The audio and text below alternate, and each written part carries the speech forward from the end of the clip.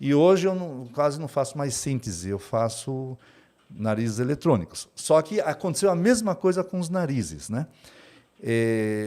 Você consegue fazer um sensor de gás, consegue fazer um nariz eletrônico, mas para que serve? Então, é a aplicação da aplicação. Olha o nível, né? Quer dizer, o nariz era a aplicação já do não polímero. servia mais, né? Essa aplicação primeiro O nariz era a aplicação do polímero. E agora tem que aplicar o nariz em alguma coisa útil. Aí veio a pandemia. Não, a pandemia foi depois. Tá. Não, bem depois. Aí sim começamos a aplicar em indústria de alimentos, de bebidas, identificação de madeiras. Então você tem madeiras que não pode tirar da natureza, não pode cortar, e tem madeiras que pode. O pessoal corta a madeira proibida, enche o caminhão, faz nota fiscal da madeira permitida. E aí, como é que você identifica? Você tem que parar pelo cheiro. Não, você tem que parar o caminhão lá, se tem uma suspeita, e levar um pedacinho da madeira para um laboratório que às vezes está a 800 quilômetros de distância. Tem que ter um botânico que faz uma análise histológica e vê se aquilo é mogno ou se é cedro. É uma coisa que demora. E aí veio a ideia, será que o cheiro, né, pelo cheiro, já que o nariz eletrônico identifica odores, né? E, de fato, a gente conseguiu fazer narizes que distinguem madeiras. Basta raspar a madeira, em 2 minutos você tem um resultado. Caramba! Isso patenteamos, isso foi né? Então, um monte de aplicações. E aí, sim, veio a pandemia e tal, e aí começamos a aplicar. Aí eu descobri, assim, lendo tal, que se usam cães, para um monte de doenças. Você treina os cães, eles detectam até Parkinson. Caramba! Até Parkinson. É mesmo? Que como será? Bom, isso é outra história, não sei se você quer que eu conte. Claro, é muito interessante essa história. Ué. É de uma enfermeira australiana. Ela é casada, acho que o cara é vivo ainda, ela é casada com um sujeito que, aos 30 anos de idade, ela começou a sentir um cheiro desagradável no marido, né? E ela achou que é porque ele jogava muito futebol e não tomava banho suficiente logo depois. E Entendi. tentou obrigá-la a tomar mais banhos. Ele tomou, mas ele continuou a ter esse odor desagradável para ela, né? E 10 anos depois... 10 anos... 10 anos? Ela ficou com esse... Não, ela está com ele até hoje, mas 10 anos depois... ele se tornou agressivo. Eita. Ele mudou o comportamento psicológico dele. E ela, como era enfermeira, ela suspeitou de tumor no cérebro. E levou ele lá para o hospital e fez uma série de exames e descobriram que ele não tinha tumor nenhum, mas ele tinha Parkinson. Então, a gente pensa que Parkinson é uma doença que faz você tremer as mãos, né? Isso, o Parkinson é o que treme, né? Um dos sintomas muito comuns, mas não só. Há uma mudança comportamental e tudo mais. Entendi. Então, ele foi diagnosticado com Parkinson e ele passou a frequentar um grupo de apoio. Como assim os alcoólatras anônimos? Tinha um grupo de Parkinson. Então, uma vez por semana, ele se reunia com outras pessoas que tinham, e um dia ela foi buscar o marido nesse grupo à noite, e ele falou, sobe que eu quero te apresentar para os meus colegas, tá? Para os meus amigos, né? E ela subiu. Quando ela entrou na sala... veio aquele cheirão gigante. Todo mundo tinha o mesmo cheiro. Caramba! E aí ela foi e contou isso, não sei para quem, e isso foi parar na universidade, numa universidade que se interessou, mas não na Austrália, na Escócia. E levaram ela para a Escócia, e aí fizeram um teste muito interessante. Muito simples, mas um teste interessante. Pegaram 12 pessoas. 6 com Parkinson, com diagnóstico de Parkinson, e 6 normais, saudáveis. Vestiram os caras com camisetas iguais, eles usaram durante um dia essas camisetas em atividades parecidas, e depois tiraram as camisetas, ensacaram, colocaram códigos, que obviamente ela não sabia quem é quem, e chamaram essa enfermeira, falaram, olha, abre um por um e classifique quem tem e quem não tem. Caramba! E ela botou no grupo que tinha Parkinson 7 camisetas. Eram 6, lembra? Botou 7. E 5 no grupo que não tinha Parkinson. E assim, os 5 que não tinha, ela acertou. Os 7, claro que ela errou um, né? Mas ela acertou todos os 6 que tinham Parkinson pelo cheiro. Certo. E colocou mais um que não tinha Parkinson naquele grupo. Alguns meses depois, ele foi diagnosticado com Parkinson. Quer dizer, Caramba. claro, ela detectou, o marido, ela detectou 10 anos antes que ele tinha Parkinson. Então, ela consegue, quer dizer, esse cheiro... Mas é um negócio muito específico. Não, né? já se sabe o que é isso. Aí sim, fizeram análises químicas do suor. O suor tem 500 e poucas substâncias voláteis no suor de uma pessoa normal. Caramba. Quem tem Parkinson tem essas 500 e mais 4. Que o nariz dela pegava essas 4 a Essas mais. 4, ela tinha um cromatógrafo no nariz. Caramba!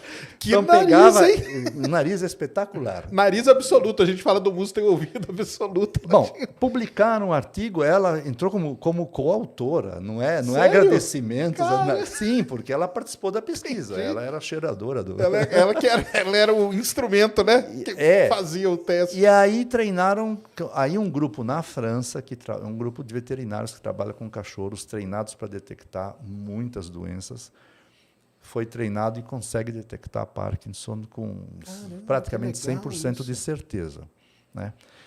E esse grupo, ele detecta não só Parkinson, eles têm cães que detectam, você não vai acreditar, câncer de próstata no hálito. No hálito. Que é isso? Você O cara fala, chega não, lá, mas dá peraí, uma baforada. como que no hálito tem os metabólitos que o câncer de próstata produz, os voláteis, né? E tem mesmo, porque como são metabólitos voláteis, eles entram no sangue, lá na próstata passa o sangue, vai para o pulmão e é eliminado pelo pulmão. Então, você, na respiração, você detecta câncer de mama, câncer de próstata, cânceres remotos que não estão no pulmão, porque os voláteis o sangue leva e elimina pelo pulmão. E com um acerto bom. Um acerto, sim, sempre acima de 90%. Não é 100%, mas 90%. Caramba. E treinaram os cães. Não é? E aí eu pensei e falei, bom, escuta, se cão detecta, meu nariz tem chance. Tem chance. Tem chance. Né? Quer dizer, são voláteis, são cheiros, são odores.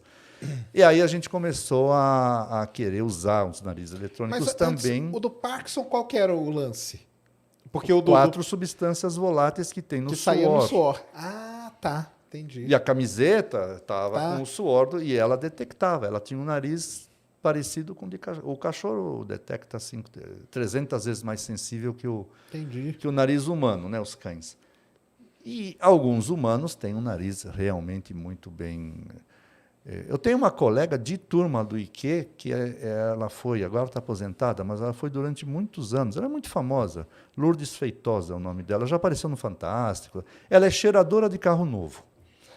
Então, ela foi trabalhar como estagiária na Volkswagen e eles perceberam, por acaso, que ela tinha essa habilidade fantástica e aí mandaram para a Alemanha, ela fez treinamentos. Caramba, e qual que era o trabalho dela?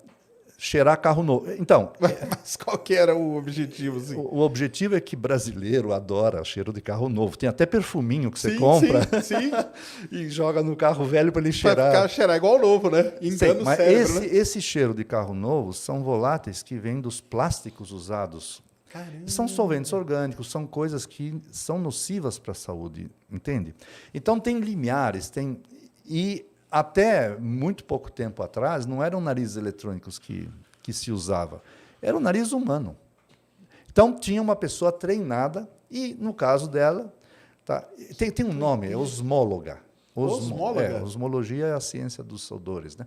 Então, era a primeira osmóloga brasileira, né, a trabalhar com carro novo, né, detectar. Mas aí a pessoa ela acaba tendo algum problema, porque esse negócio faz mal, né, ou não? Não, faz mal. Sim, trabalha poucos tempo, né? É difícil saber se o câncer que o cara teve 20 anos depois era de um carro novo que ele teve 20 anos antes. Quer dizer, você fazer essas associações são estudos que levam anos, né? E, então, ela cheirava todos os plásticos que entravam na produção do carro novo. Certo. Então, plástico do tapetinho, plástico enfim, de todas as partes plásticas do carro, né? E depois ela entrava no carro e falava, olha, está acima do limiar e o problema é o tapete. Caramba! Porque cada plástico emite... Sim. E aí um dia eu falei, não, eu vou acabar com essa alegria Ela dela. falava nesse nível, então? Não, sim. Eu como era a minha ex-colega, chamei para uma conversa, falei assim, Lourdes, você vai perder o emprego, porque nós vamos entrar com nariz eletrônico. Eu falei, mas eu estou para aposentar, eu vou ajudar vocês. E ela trouxe os plásticos e ela colaborou com a gente e nós desenvolvemos, foi tese de doutorado de um aluno, um nariz que você pega um pedacinho de plástico, tem um queimador que queima e ele cheira os fumos, a fumaça que sai do plástico queimado, e te diz que plástico que é. E ele trabalhou com 12 tipos diferentes de plásticos e o nariz identifica com 100% de acertos. Que legal. E aí nós patenteamos, e inclusive foi concedida, depois de 10 anos, entre entrar com pedido de patente e ganhar a carta patente, né?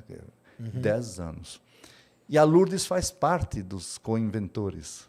Que legal. Ela já aposentou, para ela já... Tá tranquila, né? E então ela colaborou com esse nosso trabalho de identificação de plásticos, né? Que demais. Então, aí veio a pandemia e tal, a gente começou a querer aplicar no nariz e foi aí que eu conheci a Esther.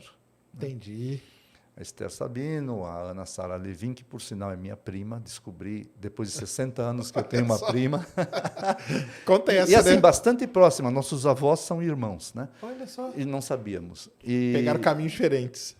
E aí agora estamos com projetos, né, aplicando o nariz eletrônico para a detecção de várias doenças. Uma delas é a Covid.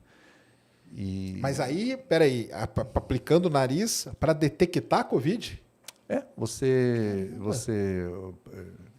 pega a saliva do paciente certo. num tubinho, coloca no nosso equipamento, 2 minutos depois ele te diz se é positivo ou negativo, quer dizer, se tem SARS-CoV-2 ou não tem SARS-CoV-2. Com índice de acertos por volta de 90%. Então, a gente está trabalhando. Mas aí o pessoal lá do Instituto de Medicina Tropical, que é onde a Esther trabalha, e do Hospital das Clínicas, que é onde a minha prima trabalha, se interessou para um monte de doenças. Então, agora estamos com alunos em várias doenças, estudando a aplicação do nariz para isso.